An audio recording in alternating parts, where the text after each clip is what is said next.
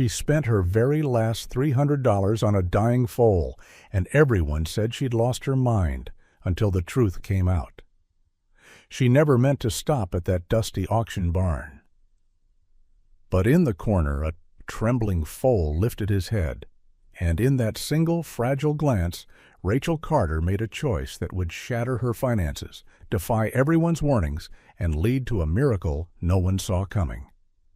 Rachel Carter stood in the parking lot behind the Bozeman Public Library, clutching the week's pay envelope like it might dissolve in her hands. The late winter sky pressed low over Montana, a flat gray blanket that seemed to echo the heaviness sitting inside her chest. She had rehearsed the numbers 3 times already. Rent overdue, utilities threatening disconnection, gas tank nearly empty, and no matter how she rearranged them, they refused to make sense. It felt like life itself had tightened into a narrow hallway with no doors, only walls closing in. Inside the library, students still lingered among the shelves, their laughter drifting out the back door each time someone opened it. Rachel watched them go with a kind of distant ache. She loved books, loved the quiet order of her job, loved helping kids find stories that made their eyes light up. But love didn't pay for groceries, and it didn't stretch a paycheck that was already thin before the divorce. Even now, months after the papers were signed, the remnants of that failed marriage still weighed her down. Attorney fees, credit card debt, and a loneliness that settled over her every evening when the house grew quiet except for the hum of the old refrigerator. Her son, Mason, waited in the back seat of her car, legs curled beneath him as he read a dog-eared adventure novel. He glanced up when she opened the door, his round glasses tilted slightly, as always. "You okay, Mom?" he asked, and she forced a smile so familiar it felt like muscle memory, a smile she used when she didn't want him to see how close she stood to the edge. "We're fine," she said softly. "Just a long day."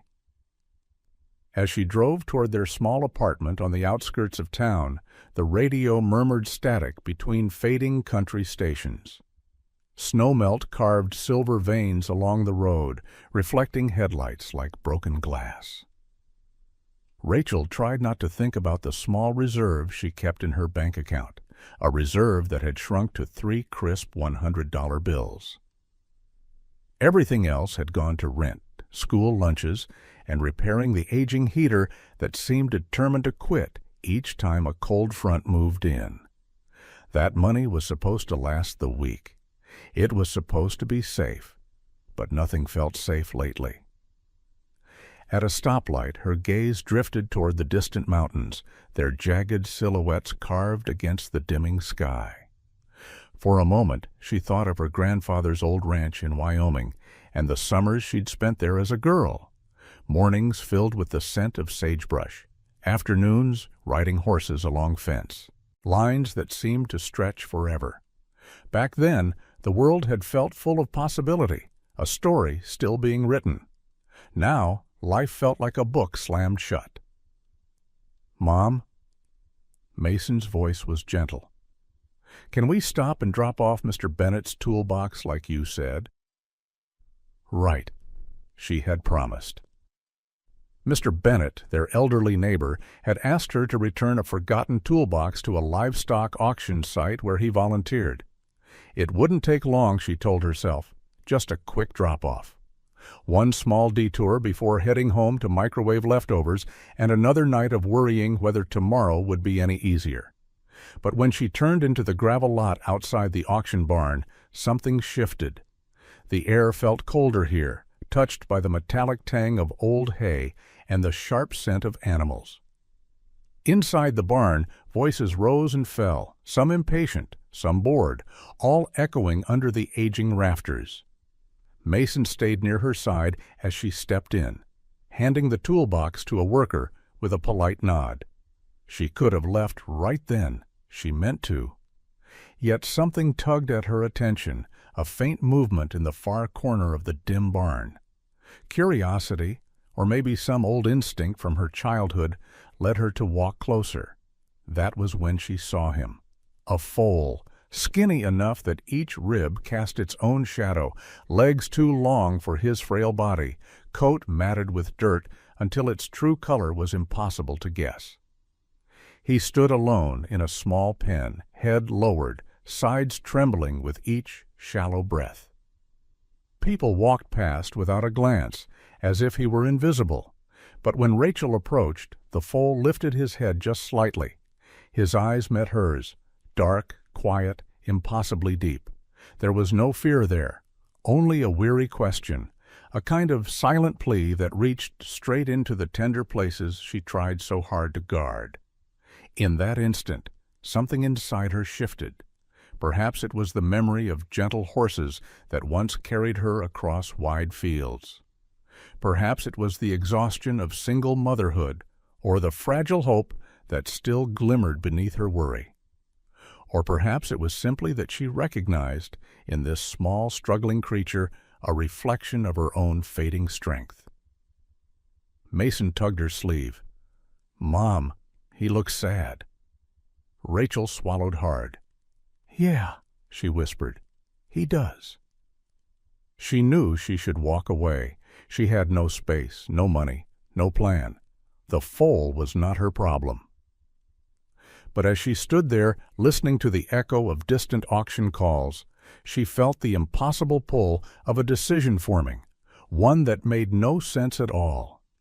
And yet, for the first time in months, the world didn't feel like a hallway closing in. It felt like a moment opening.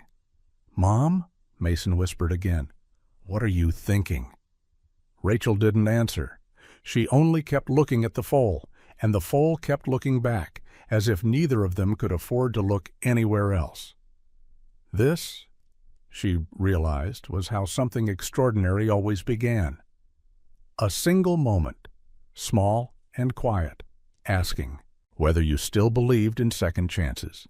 She took a step closer to the pen, and that is where everything started. Rachel stood there, one hand on the cold metal railing of the pen, feeling the weight of her own heartbeat as the foal's trembling silhouette settled into her awareness. The barn noise faded behind her, the auctioneer's rhythmic chant, the shuffling of boots on concrete, the murmur of buyers discussing prices. None of it seemed to touch the fragile stillness between her and the foal. He watched her with that same quiet intensity, like he was trying to place her somewhere in the puzzle of his short and difficult life. In his eyes, she saw a question she didn't yet know how to answer. Mason remained a step behind, his small fingers curled into her coat sleeve. He wasn't speaking, but she could feel the way he leaned forward, drawn in by the same invisible tether that pulled at her. The foal lifted his head another inch, slow, deliberate, as though the effort cost him more energy than he had to give. His ears flicked toward her, then drooped again, and the motion felt like a fragile gesture of trust. Rachel's throat tightened unexpectedly. There was something heartbreakingly familiar in that exhausted attempt to connect, as if the foal had spent his whole life being overlooked and was startled to find someone actually stopping. She heard footsteps approaching and turned to see a worker in a worn canvas jacket. He barely glanced at the foal as he checked the tag clipped to the pen. "If you're looking for a good deal on a horse, this one's not it," he said bluntly, brushing dust off his sleeves. "He came in rough, malnourished, no papers. Probably weaned too early. Folks don't want the trouble." He shrugged as if reciting a fact, not a tragedy. "He'll go cheap, but cheap doesn't mean he's worth the feed." Rachel looked back at the foal, who had lowered his head again, chest heaving softly. The worker's words stung more than she expected. Worth the feed. As if that decided the value of a living creature. She felt Mason stiffen beside her, his young face twisting with distress. "But he's just a baby," he whispered, his voice barely audible over the shuffle of hooves. "That's how it goes," the man replied, already moving on. Rachel wasn't sure what made her do it, but she stepped closer to the pen, close enough to feel the faint warmth rising from the foal's battered body. She slowly reached out her hand, not touching him yet, just letting him see the gesture. For a long moment nothing happened. Then he shifted his weight, shaky but intentional, edging toward her with a fragile curiosity. His breath touched her fingertips, warm and unsteady. The tiny contact felt like a vow offered in silence. She swallowed hard. "Hey, sweetheart," she murmured, the words escaping her before she even knew she'd spoken. "You're trying, aren't you?" Mason inched beside her, his eyes wide behind his glasses. "Mom, he likes you." Rachel didn't answer. She couldn't. Something inside her was unraveling, a tight knot of exhaustion, fear, and stubborn hope loosening all at once. This wasn't logical. This wasn't responsible. Buying a foal when she could barely afford groceries was the kind of thing people joked about in cautionary tales. But as the foal pressed the tip of his nose lightly against her sleeve, it hit her with startling clarity. Walking away would feel wrong in a way she couldn't explain. A sudden burst of applause erupted from the auction ring as a high-priced mare sold, snapping her momentarily out of the trance. She blinked, realizing how long she'd been standing there. The worker's voice echoed from across the barn. "Next horse up in 10. Get your bids ready." They would bring the foal out soon. They would call for bids. Someone else, someone who saw him as a burden rather than a life, might take him home. Or worse, he might go unnoticed entirely and slip into the margins of the livestock system where unwanted animals disappeared quietly. That thought made her stomach twist. "Mom?" Mason tugged gently at her sleeve. Are we leaving?" Rachel looked down at him. His eyes weren't pleading. They were searching, hopeful in a way she hadn't seen since before the divorce. She realized he needed something to believe in every bit as much as she did.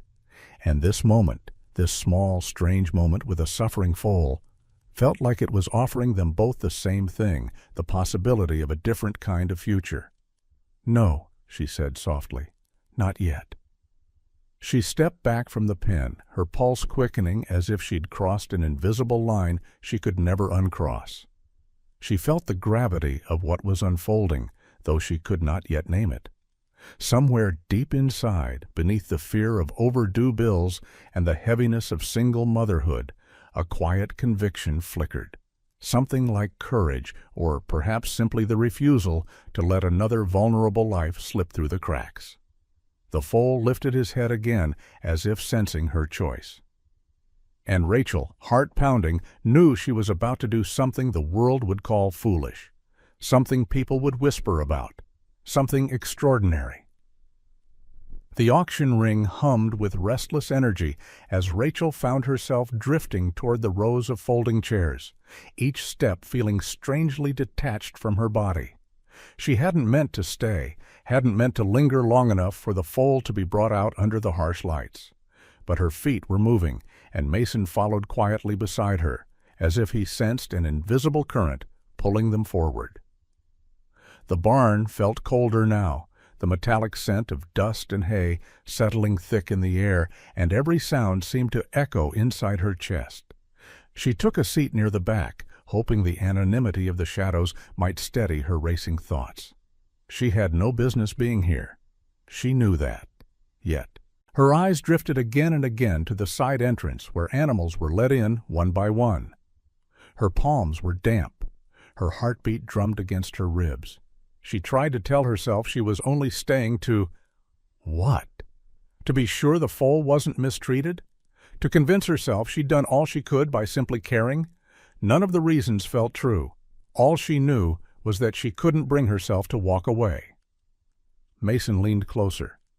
"Do you think someone kind will get him?" he whispered. Rachel wished she could offer him reassurance. Instead, she forced a smile that didn't reach her eyes. "I hope so."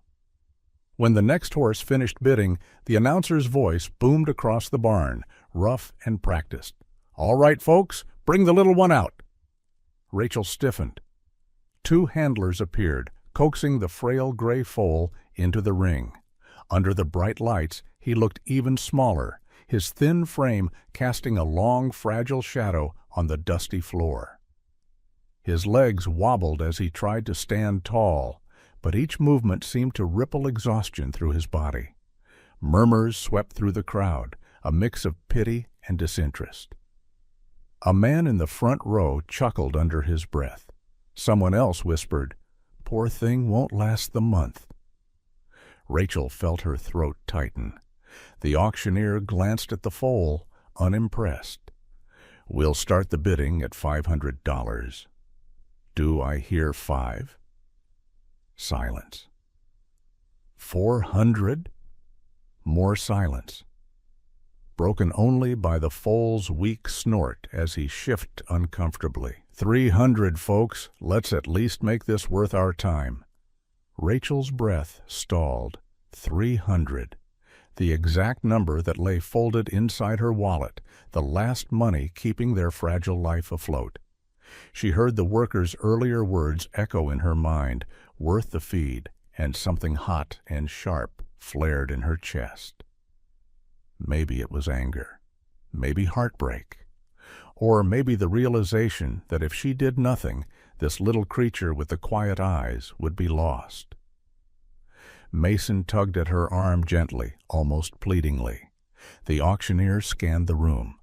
300? Anyone? Rachel didn't remember making the decision. She didn't even feel her body move. Her hand simply rose, trembling but unmistakably deliberate. "I've got 300 from the lady in the back," the announcer barked, sounding surprised someone had taken the bait. "Do I hear 350? For an instant she thought she might actually get him, might walk away having saved a life. But then a man in a worn leather jacket lifted 2 fingers lazily, barely looking up from his phone. The crowd stirred. 350. Do I hear 4? Rachel's stomach dropped. She couldn't go higher. She shouldn't have gone this high. What was she doing? She tried to lower her hand discreetly, wishing she could take back the impulsive bid. The man raised his hand again. 4. The auctioneer nodded, pleased. 400. Do I hear 450? Another nod. From the man. He wasn't hesitant or emotional. He was simply purchasing, acquiring. Like the foal was nothing more than a low-risk gamble. Rachel felt a wave of dread wash over her. She had seen men like him before, buyers who scooped up the unwanted for reasons no one wanted to speak aloud, the kind of buyer who didn't need to know a horse's name. The bidding climbed, 450, then 500, and Rachel sat frozen as reality pressed down on her. She had lost. Even worse, she might have just delivered the foal straight into the hands of someone who didn't intend to give him a chance. But then the auctioneer hesitated. He frowned, tapped his clipboard, then looked directly at the man in the leather jacket. "Sir, before I call this sale, are you purchasing for personal care or for resale?" A ripple of confusion moved through the crowd. The man stood abruptly, muttered something under his breath, and walked out of the ring without answering. The auctioneer nodded sharply. "All right then, state regulations require that we nullify bids from buyers unwilling to verify care intentions on animals under 6 months." He looked around. "In that case, our last legitimate bid stands at 300, from the lady in the back." Rachel blinked. Had she heard him right? 300 going once, going twice. Her heart pounded so loudly she almost missed the final word. "Sold!" A few heads turned toward her, some pitying, some amused, some shaking in disbelief. Mason clutched her hand, eyes wide with joy and fear tangled together. Rachel sat frozen, her breath shallow. She had just spent her last $300 on a foal who might not survive the week. She had made a decision that could unravel everything she was barely holding together. But when she looked toward the ring, the foal was staring back at her, as if he understood something had shifted.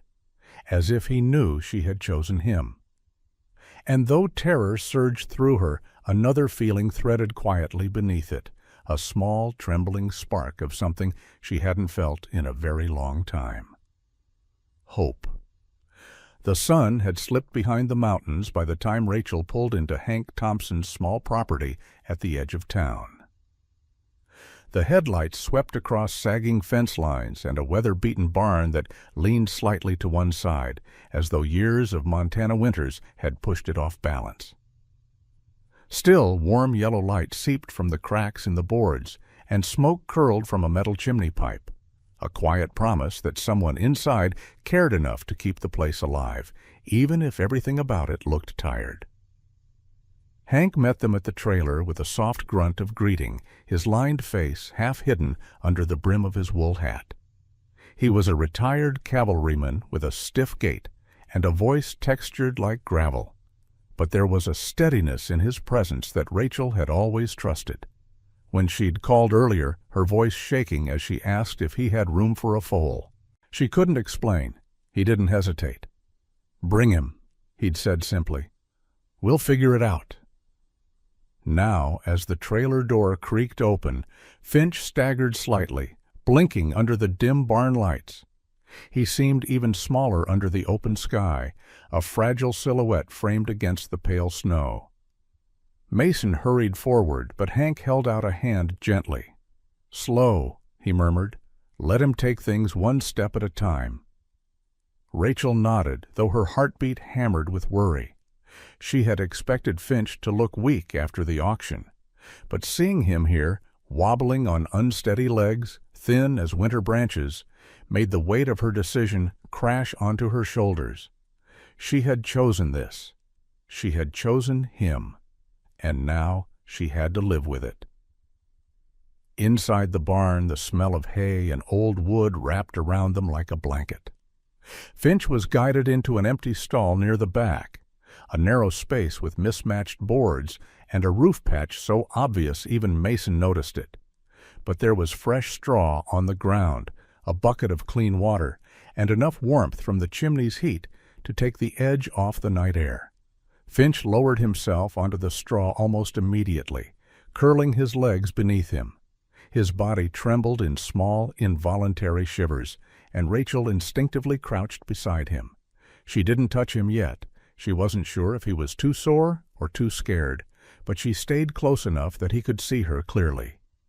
His eyes found hers, just as they had in the auction barn, and something in his expression softened, as if acknowledging he remembered her. Mason knelt carefully at Rachel's side. "Mom, is he going to be okay?" Rachel wished she had an answer. Instead, she brushed a stray hair from Mason's forehead. "We're going to try," she whispered. "That's what matters tonight." Hank joined them, folding his arms as he studied the foal's breathing. "He's weak," he said plainly, but not unkindly. "Overworked body, not enough feed, maybe dealing with parasites or a cold, but I've seen worse come back around." He paused, then added with unexpected gentleness, "He's got fight in him. You can see it in how he's holding on." Rachel nodded, though a knot tightened deep in her chest. Fight or not, Finch's fate depended on care she wasn't sure she could afford. The guilt rose quickly, like a tide threatening to drown her. She pressed her hand over her mouth for a moment, afraid the fear might spill out in words she didn't want Mason to hear. But Mason was already busying himself in the way children do when they sense adults are hurting. He pulled off his knitted scarf, blue with frayed edges, and draped it carefully over Finch's neck. "It'll help him stay warm," he murmured. Finch didn't move, but his ear flicked toward the boy, and the faintest sigh left his nostrils. The simplicity of the gesture broke something inside Rachel. She leaned forward, resting her hand lightly on Finch's shoulder. His coat was rough and cold beneath her palm, the bones beneath it sharp as stones, but he didn't flinch. If anything, he seemed to settle into the touch. Outside, wind scraped against the barn walls, rattling loose boards like distant thunder. Inside, the world felt small and quiet. just the three of them and a creature who had somehow become the fragile center of their hopes. The warm light flickered across Finch's thin frame, throwing long shadows that made him appear both ghostly and miraculous at once. Hank stepped back toward the barn door. "I'll mix some warm mash and electrolytes for him. It won't fix everything tonight, but it'll give him a boost." He paused, giving Rachel a knowing look.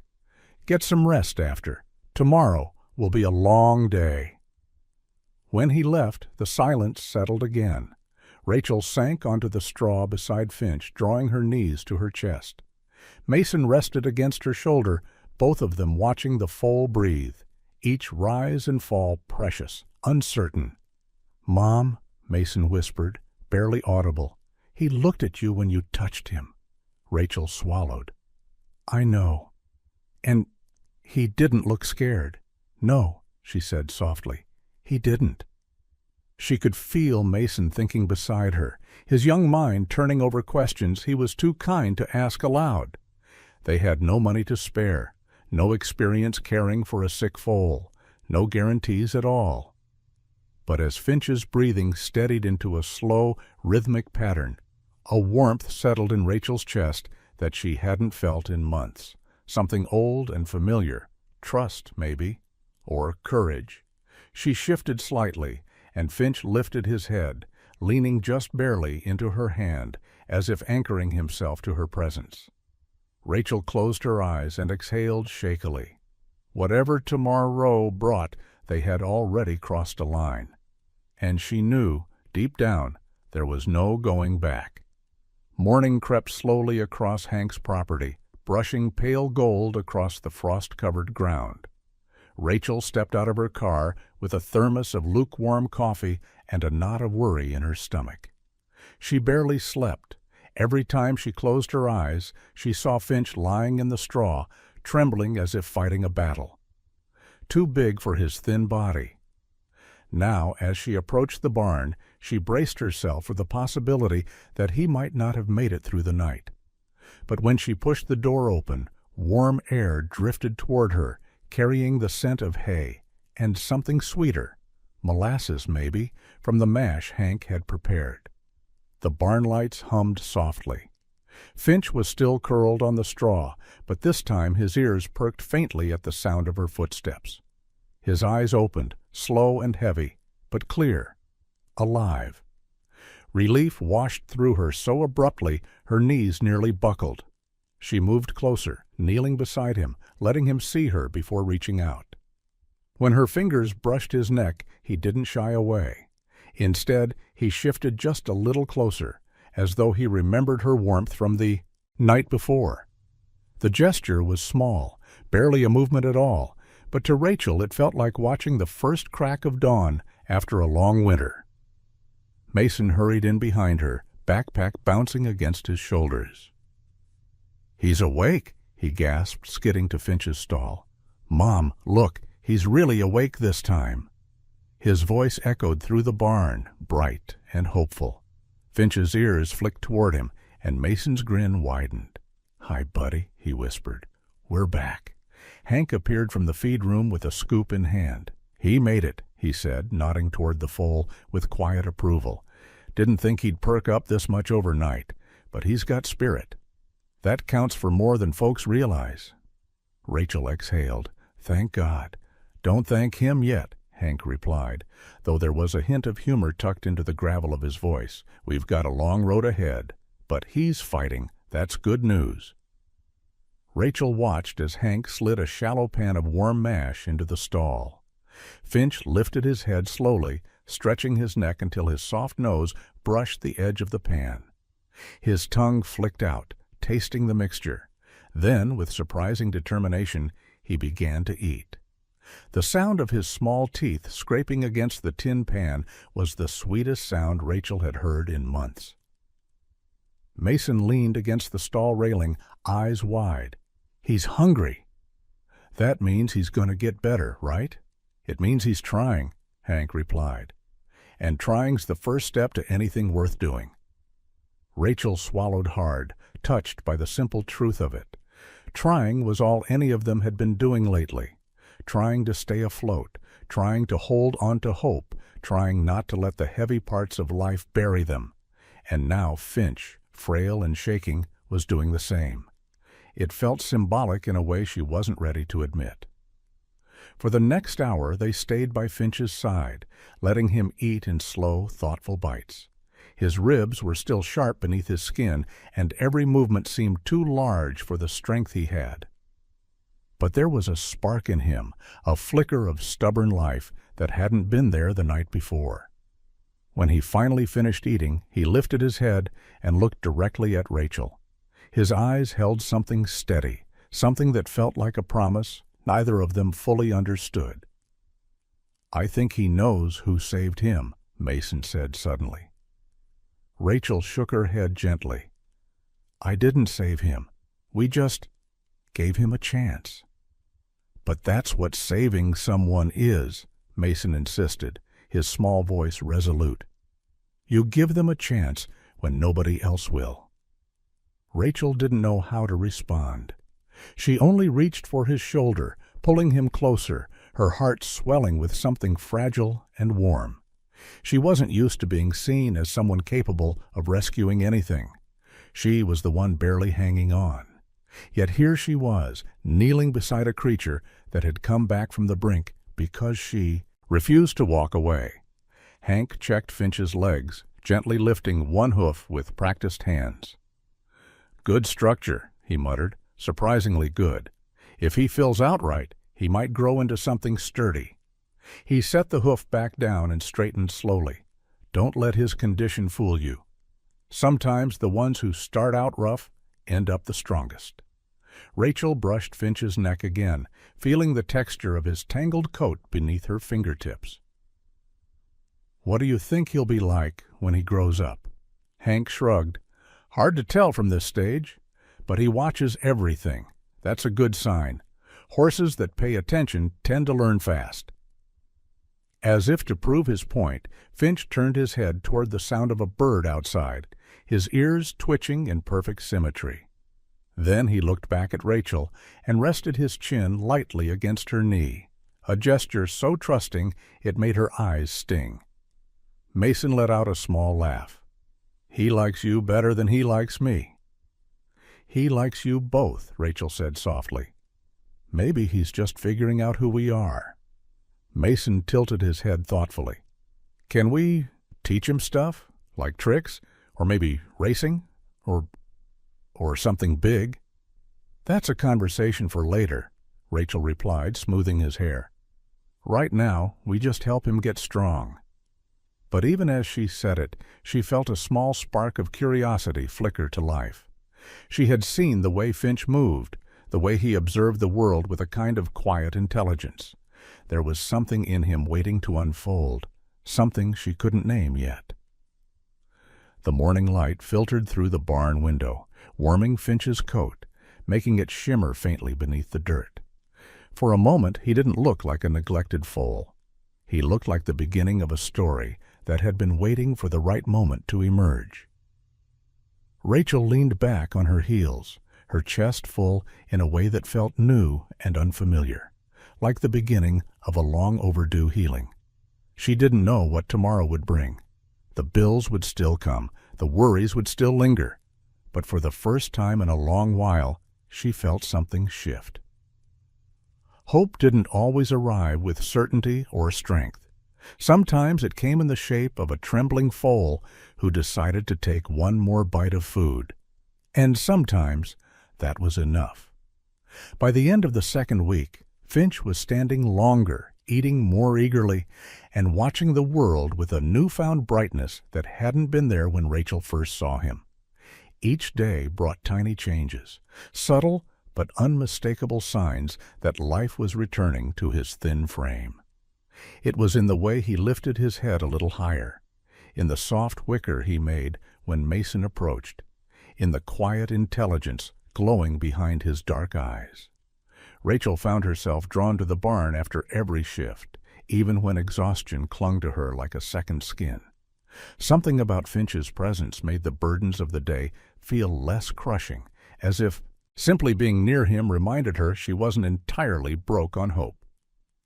Late one afternoon, after picking up Mason from school, they stopped by Hank's place. The clouds hung low, heavy with the promise of rain, and the wind swept across the property with the sharp scent of wet earth. Inside the barn, the warm air enveloped them like a sanctuary. Finch was standing near the front of his stall, his ears pricking forward when he heard their footsteps. He took a small step toward them, steady now, almost confident. "You're getting stronger," Rachel murmured as she slipped through the stall gate. Finch reached out gently, touching her sleeve with his nose, as if agreeing. Mason stroked his neck, proudly pointing out every new patch of cleaner coat they had brushed, and every day Finch seemed to glow a little more under their care. Hank wandered over, hands in his pockets, watching the foal with a narrowed, thoughtful gaze. "He's filling out," he said. "Still needs time, but he's moving better. You notice how he keeps his balance?" Rachel glanced down. Finch was shifting his weight carefully, distributing it with surprising precision for a recovering foal. "Is that unusual?" "For most young ones, yes." Hank leaned his elbow against the gate. "He's studying where he puts every foot. That's something you don't teach easily. Comes natural to horses built for long distances." Mason tilted his head. "Like racing?" "Not racing," Hank corrected gently. "Endurance riding. Horses that run for miles across tough trails and mountains. The kind that don't just sprint. They think while they move." Rachel blinked. "Finch? Endurance?" Hank nodded. "Watch him." They fell silent as Finch stepped back, ears sharpened toward the open barn door. His movements were careful, efficient, almost strategic. Even in weakness, he carried himself with an instinctive awareness of the space around him. Mason grinned. "He's smart, I told you, Mom." Rachel smiled faintly. "You did." A sudden gust of wind rattled the loose boards of the barn. Finch startled, but instead of bolting, he pivoted in a smooth arc, placing himself between Rachel and the sound. It was a protective gesture, subtle but unmistakable. Rachel felt her breath catch. It was as if Finch understood them too, learning their rhythms as surely as they learned his. When the wind settled, Hank chuckled softly. "See, natural instincts. He's watching out for you." He paused, then added, "Not every horse does that, only the ones that bond deep." Rachel's hand rested lightly on Finch's shoulder. She felt the warmth beneath his coat, the strength slowly rebuilding. "What does that mean for him?" she asked. "It means," Hank said, "that he might be something special one day." Rachel's heart thudded, not with excitement, but with a quiet, aching hope she wasn't sure she was allowed to feel. Special. It wasn't a word she heard often, not in her life, not in anything she touched. The idea that this fragile foal she'd gambled everything on might grow into more than just survival made something inside her stir. "Try leading him," Hank suggested. Rachel hesitated, but picked up the rope halter. Finch stepped forward willingly, matching her pace with surprising accuracy. She turned right. Finch followed. She slowed. He slowed. She stopped. He stopped, touching her hand with his soft nose, as if to say, "Was that right? Did I do well?" "You see," Hank said, "he reads you, picks up cues fast. That's a rare trait. Some horses go their whole lives without that kind of focus." Mason beamed. "He's amazing." Rachel couldn't deny it. There was something intuitive in Finch's movements, something that felt like a natural rhythm syncing with her own. As she led him back into the stall, the barn door creaked open and a tall woman stepped inside. She carried a travel-worn duffel bag slung across her shoulder and wore a windbreaker spattered with mud. Her eyes, sharp and discerning, swept across the barn before landing on Finch. "Is this the little guy everyone keeps whispering about?" she asked. Hank straightened. "Rachel. Mason, this is Lydia Brooks. She trains endurance horses." Lydia approached Finch with measured steps, letting him see her before she got close. She crouched just outside the stall, studying his legs, his posture, his alertness. Finch watched her closely, ears flicking, but stayed relaxed. "This one has the look," she said finally. Rachel blinked. "The look?" Lydia nodded. "Awareness, precision, controlled curiosity. Horses bred for endurance have a certain way about them, especially the old Wyoming lines. They were known for intelligence and grit." She stood, brushing dust from her knee. "Where'd he come from?" Rachel hesitated. "An auction, no papers, no history." Lydia's brow lifted. "Interesting." The word hung in the air like a spark. Finch took a small step toward Lydia, sniffing her jacket sleeve, and she smiled. "You've got heart, boy. That matters more than bloodlines." Mason clasped his hands together. "Does that mean he's going to be a champion?" Lydia chuckled. "Slow down, cowboy. First he needs to get strong. But," she looked to Rachel, "if you're willing, I'd like to stop by again, see how he grows. There might be something here worth exploring." Rachel felt her pulse quicken. It wasn't a promise. It wasn't even a prediction. But it was the first time someone with knowledge, someone who saw hundreds of horses a year, looked at Finch and didn't see a mistake. She saw potential. As Lydia walked back into the windswept yard, Finch nudged Rachel's shoulder lightly. She leaned into him, her eyes softening. "You knew your path before we even saw it, didn't you?" she whispered. Finch exhaled gently, warm breath brushing her cheek. And in that small moment, something new settled in Rachel's heart, a feeling more resilient than hope. Possibility. Spring crept into Montana as if testing the land's patience, melting the snow inch by inch, warming the ground with hesitant sunlight. By the time the first buds appeared on the cottonwoods near Hank's barn, Finch had transformed from a trembling shadow of a foal into a creature with presence, still lean, still fragile in places, but steady now, with a brightness in his eyes that hadn't existed before. Rachel felt it every time she saw him, a quiet swell of disbelief at how far he'd come. She never imagined that something so small, so close to slipping away, could grow into the center of their lives with such gentle certainty.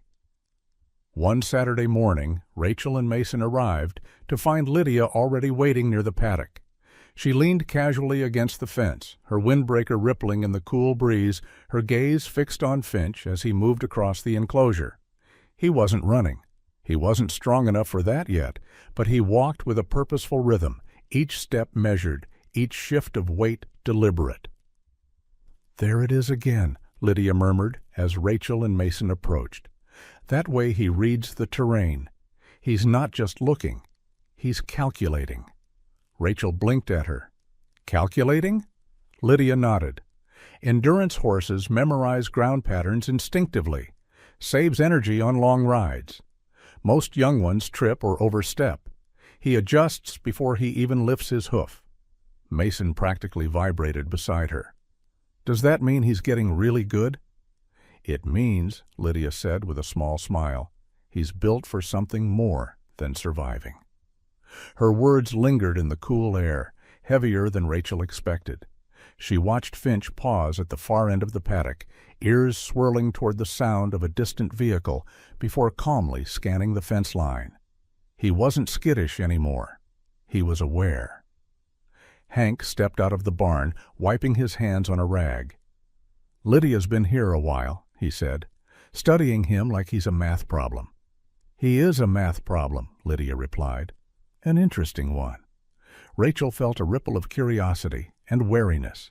"Why, he doesn't even have papers." "Paperwork doesn't give a horse instinct," Lydia said plainly. "And instinct doesn't lie." Finch spotted them and moved toward the fence, his ears pricking forward. Mason hurried to greet him, stroking his muzzle with boyish excitement. Finch leaned into the touch, relaxed and trusting. It was then a sleek black truck rolled up the gravel drive, its polished exterior so out of place among Hank's weathered buildings that Rachel felt tension grip her spine. The door opened, and a tall man in a pressed jacket stepped out. He carried himself with brisk confidence and an air of impatience. "Morning," he called, striding across the yard. His boots barely collected dust.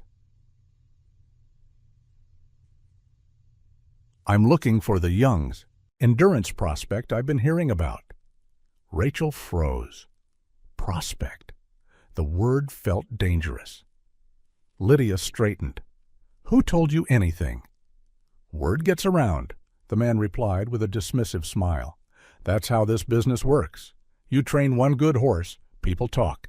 You find a rare one, people talk louder." His gaze drifted to Finch, lingering on the foal's balanced stance.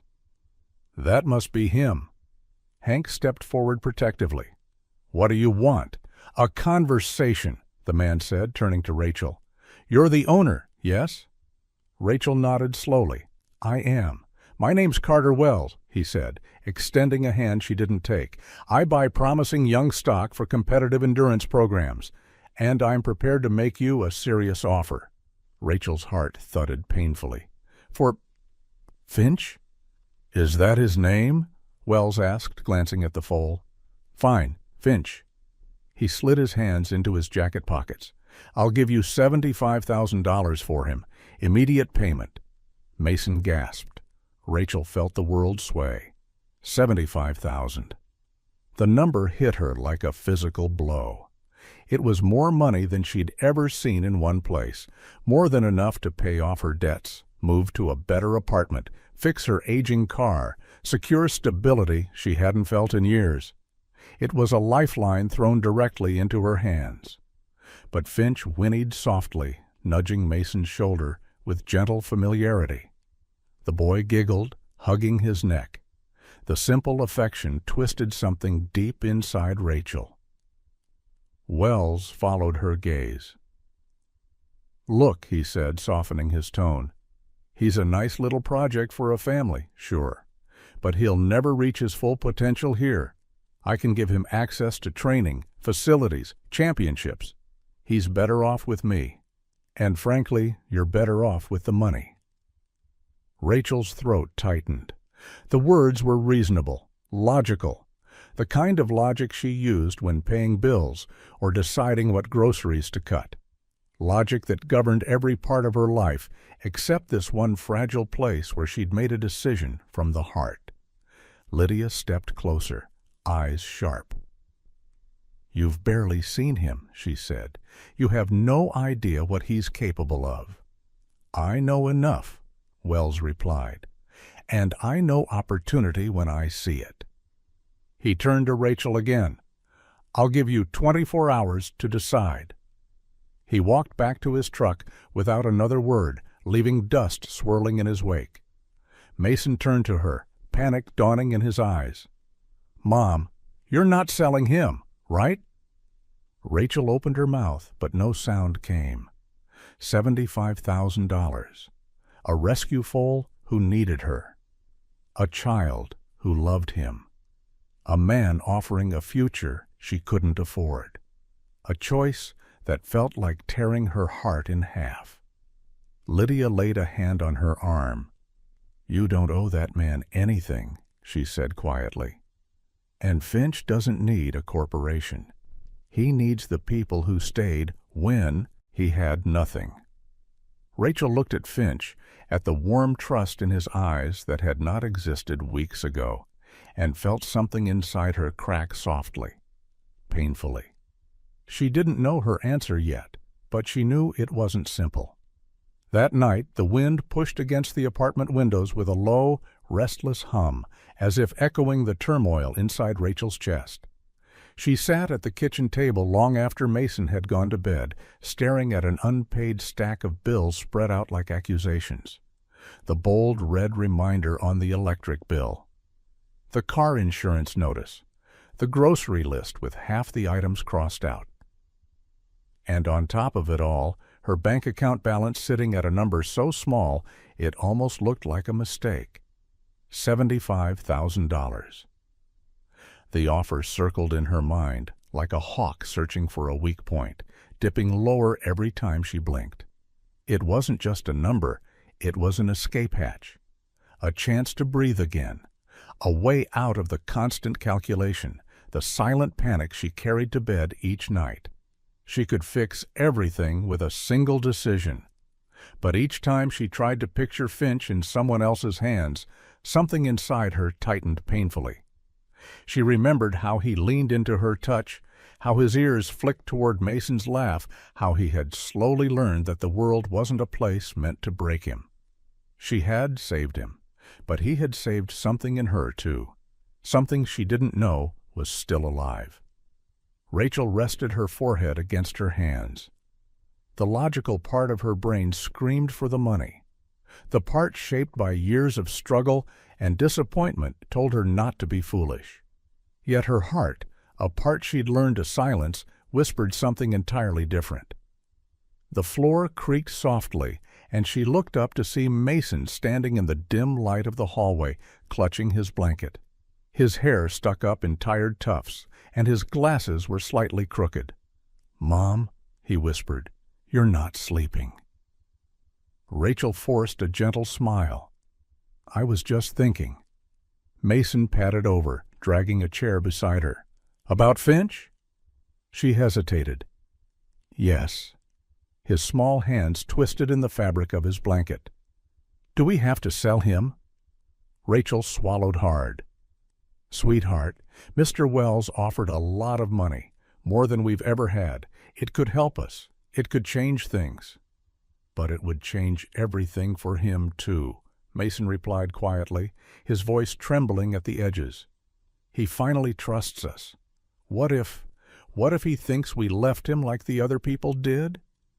The words struck Rachel sharper than she expected. She pulled Mason into her arms, holding him as his breath hitched. "Oh, honey, Finch wouldn't think that. He knows we love him. But love doesn't matter if he's gone," Mason whispered into her shoulder. "Please don't let him go, Mom. He's my best friend." Rachel's chest tightened. She had been so focused on her own guilt, her own fears, that she had overlooked what Finch meant to Mason. The boy who had struggled to smile after the divorce now rushed out the door to see a foal. The boy who once avoided talking to classmates now had stories to tell about the horse who knew how to listen. Finch wasn't just a rescue. He was a bridge back to joy. "Let me show you something," Rachel murmured. She stood and walked to the small bookshelf in the living room, pulling out a worn notebook. Inside were sketches Mason had drawn over the past weeks. Finch trotting in the paddock. Finch sleeping in the straw. Finch nudging his head against Mason's shoulder. Some drawings were smudged from being carried around too often. One page even had Finch wearing Mason's scarf, both of them smiling in a way only a child could imagine. When she returned, Mason's eyes widened. "You found it." "I didn't know how much you loved drawing him," Rachel said softly. "I'm going to ride him one day," Mason whispered. "And he's going to be fast and brave. And he's going to know I'm his forever." Rachel's heart cracked open. She held her son close, breathing in the scent of his hair, feeling the tremble of fear he was trying so hard to hide.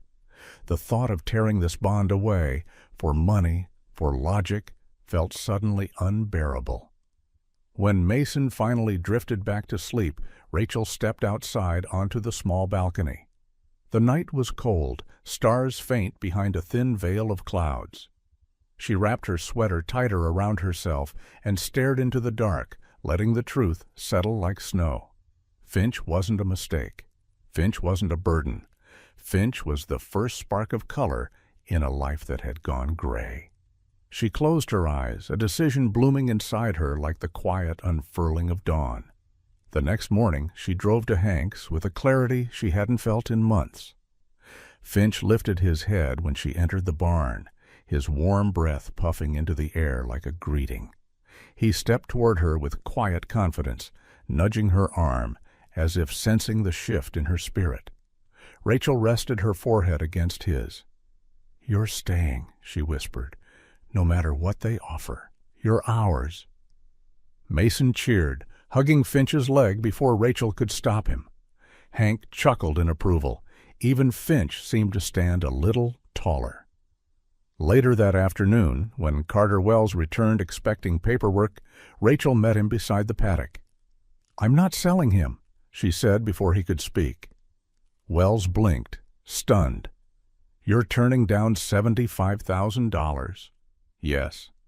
"Why?" Rachel exhaled slowly, steady. "Because money isn't the only thing worth fighting for." Wells stared at her for a long moment before shaking his head, muttering something under his breath, and climbing back into his truck.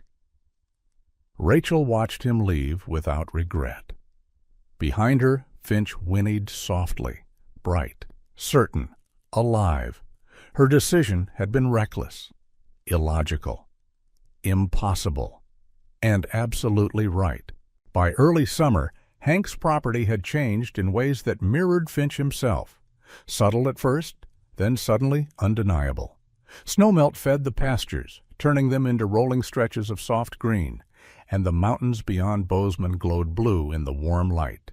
Every afternoon, Rachel found herself drawn to the barn as if something magnetic lived inside it, pulling her forward through long workdays and tight budgets. And every afternoon, Finch was there waiting, stronger, steadier, and filled with a quiet determination that made her chest swell with pride. Lydia visited more frequently now. What began as casual curiosity had grown into something like professional fascination. She often leaned against the paddock rail with narrowed eyes as Finch moved, tracking each step the way a musician might analyze the notes of a promising melody. "He's learning himself," she said one day, "learning his body, learning the land. That's rare, Rachel. You can't train a horse to care about the ground beneath his feet. They either do or they don't." Finch did. One warm afternoon, Lydia suggested something new. "Let's see how he handles the open trail. Nothing strenuous, just a taste of the world beyond this fence." Rachel's pulse fluttered nervously, but she trusted Lydia's instincts. So they guided Finch out of the paddock and toward the trail that wound gently behind Hank's property. The foothills stretched in soft curves, dotted with sagebrush and wildflowers. The breeze carried the scent of pine and distant summer rain. Finch stepped onto the path with deliberate care. His ears flicked forward, then sideways, taking in every shift of wind and rustle of grass. Mason walked beside him, holding the lead rope with quiet excitement. "You've got this, buddy," he whispered. As they made their way up a gentle incline, Finch surprised them. Instead of hesitating, he lengthened his stride, sure-footed, confident, as though the mountain trail spoke a familiar language he had been waiting to hear again. He didn't rush. He thought. Each movement carried intention, a natural rhythm that suited the uneven ground. Watching him, Rachel felt a slow, blooming recognition. This wasn't just recovery. This was purpose. When they reached a crest overlooking the valley, Finch paused, turning his head toward the open distance. His mane fluttered in the wind as he surveyed the vast spread of land below, fields, barns, the winding river catching sunlight like a ribbon of silver. It struck Rachel how regal he looked, even without the fullness of muscle he would someday have. He stood as if claiming the world with quiet dignity. Lydia exhaled. "He's reading the horizon," she murmured. "Endurance horses track space by instinct. They map it as they move." Rachel stepped beside Finch, placing a hand on his shoulder. "It's like he belongs here." "He does," Lydia said. "But more than that, he belongs out there. Those long-distance circuits in the Rockies? He's made for them." Mason beamed. "He really could compete someday?" Lydia nodded slowly. "If he stays healthy. And if you're willing to put in the work, he could be exceptional. The word exceptional wrapped around Rachel like a warm breath. Not just good, not decent. Exceptional. For a foal who had once been too weak to stand, it felt like hearing a prophecy. They walked back down the trail at a gentle pace, Finch's steps steady and grounded. As they reached the barn, Hank waved them over, a folded newspaper tucked under his arm. "Got something you might want to see," he said, handing it to Rachel. The headline caught her eye instantly. Local Endurance Trainer Scouts. Rising talent in small Montana town. A photograph showed Lydia beside a young horse, not Finch, but a champion she had trained years ago. The article described her reputation, the horses she had turned into legends, the bloodlines she knew as intimately as her own family roots. But at the bottom, a short quote caught her breath. "Every once in a while, a horse comes along who doesn't follow the usual rules. Those horses don't arrive polished. They grow into their greatness." Rachel looked up, meeting Lydia's gaze. "Is that about Finch?" "Indirectly," Lydia said with a shrug that couldn't hide her smile. "Reporters ask general questions. I gave a general answer." But Rachel saw the truth in her eyes. Finch was one of those rare ones. The realization struck her with equal parts awe and fear. The world would soon see what she already knew. Finch wasn't ordinary. And that meant their lives could shift again, maybe in ways she couldn't control. That evening, as the sun sank behind the mountains in a blaze of gold and rose, Rachel brought Finch to the fence line, letting him graze while she leaned against the wooden post. The landscape stretched wide and quiet around them. The wind was soft now, threading through the grass like a whisper of promise. "Do you know what you're becoming?" she murmured, tracing the line of his neck. Finch lifted his head, pressing it gently to her shoulder. Rachel closed her eyes. This horse, this soul she had saved with her last $300, was leading them toward a future she had never dared to imagine. And he walked toward it with confidence, not fear. A gust of wind swept around them, carrying the faint echo of distant thunder rolling over the Rockies. It felt like a sign, not of danger, but of momentum, of something building. Finch lifted his head sharply, ears pricking toward the mountains. He was ready. And for the first time, Rachel realized she was too. Autumn swept into Montana with the slow grace of a lantern being dimmed, turning the mountains copper and gold. The mornings grew crisp, the evenings cool enough that Finch's breath floated like pale smoke as he trotted across the paddock. He was nearly unrecognizable from the trembling creature Rachel had rescued months ago, muscles beginning to shape his once narrow frame, his stride longer and smoother, his coat catching the sunlight with a soft sheen. There was a calm certainty to his movements now, as if he had stepped fully into the life he had been meant for. Rachel stood by the fence, coffee warming her hands, watching Finch move beneath the rising sun. Mason sat cross-legged nearby, sketching in his notebook. A newer one now, its pages already filled with drawings of mountains, training trails, and Finch's steady transformation. Lydia and Hank were walking the fence line, discussing winter prep and new routes for training. It was a morning like any other, and yet it felt like the beginning of something bigger. "Mom," Mason said softly, looking up from his drawing, "do you ever think about how everything would be different if we hadn't gone to that auction? If we didn't see him?" Rachel smiled faintly. "Every day." She hadn't planned any of this, hadn't planned to spend her last $300 on a half-starved foal, hadn't planned to rebuild her life in the shadow of a barn, hadn't planned to rediscover parts of herself she thought were long gone.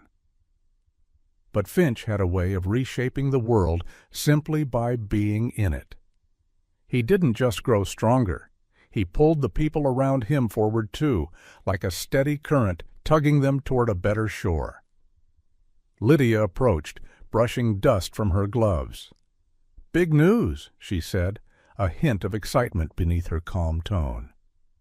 "They're hosting an amateur endurance showcase next month. Nothing competitive, just a chance for young horses to get used to a crowd and terrain. I want Finch there." Rachel blinked. "Already? Is he ready?" "He's more than ready," Lydia replied. "He needs exposure, and you two need to see what he can do in a real environment. It's not about winning, it's about stepping into the world." Mason jumped to his feet. "Mom, Finch is going to be in an event." Rachel laughed softly, her heart fluttering with nerves and pride. "Looks like it." The weeks that followed brimmed with preparation. Lydia guided Finch through gentle trail simulations while Hank strengthened his footing on various terrain types. Mason spent afternoons brushing Finch's coat until it gleamed, whispering encouragement like secret messages keyed only to the foal's ears. And Rachel. She found herself learning, too, how to believe in something uncertain, how to trust her own instincts again, how to stand tall even when the ground under her felt unpredictable. The morning of the showcase arrived with a pale sunrise stretching across the horizon. Finch loaded into the trailer calmly, his ears forward, as if he understood the significance of the day. Mason rode in the passenger seat, bouncing with excitement, while Rachel drove with a mixture of anticipation and quiet awe. The event grounds buzzed with chatter. Riders warming up their horses, spectators carrying steaming cups of coffee, the air filled with hay dust and the promise of possibility. Finch stepped out of the trailer with an alert but steady posture, taking in the new environment without fear. Even among dozens of horses, he carried himself with the quiet dignity that had become his signature. As they guided him to the starting area, a small crowd began to form. People murmured, pointing subtly. "That's the foal from the Thompson place. He was rescued, right? Look how balanced he is." Rachel felt her cheeks warm with a mixture of pride and disbelief. Lydia appeared at her side. "He's drawing attention," she murmured. "Good attention." Finch stood patiently between Mason and Rachel, his ears flicking toward their voices. When the announcer called for the first group, Rachel held her breath as Finch began his route with Lydia leading him. The trail wound along rolling hills, dipping into the edges of the forest and rising again toward the ridgeline. The spectators watched with curiosity, but Rachel watched with her whole heart. Finch didn't falter. He didn't rush. He didn't fear. He moved with intuition, exact, aware, unshakably present. Every shift of his weight aligned with the terrain, every stretch of his stride measured against the land beneath him. When a loose patch of gravel appeared near a turn, he adjusted instinctively. When a sudden bird burst from the brush, he flicked an ear without breaking focus. Halfway through the course, Lydia glanced back at Rachel, her smile bright and certain. Rachel felt tears press behind her eyes. By the end of the showcase, Finch wasn't just admired, he was unforgettable. Trainers stopped to ask questions. Riders complimented his gait. A handful of spectators even asked whether Rachel planned to compete professionally someday. She laughed shyly, overwhelmed, but Lydia answered with confidence. "She will," Lydia said, "and Finch will lead the way." On the ride home, Mason leaned against the window, watching the scenery blur past. "Mom," he said softly, "do you think Finch knows he saved us, too?" Rachel glanced at Finch through the trailer window, his silhouette steady and peaceful. "I think," she whispered, "he knew long before we did." When they arrived at Hank's, the late afternoon sun bathed the barn in warm orange light. Finch stepped into his stall as if returning to a temple built just for him. Mason hugged Rachel tightly. She held him just as tightly, overwhelmed by gratitude, for the journey they never expected, for the hope they'd rediscovered, for the life that had taken root in the most unlikely way. Finch nudged Rachel's shoulder gently, the same gentle gesture he'd offered on the cold night she first whispered he would stay.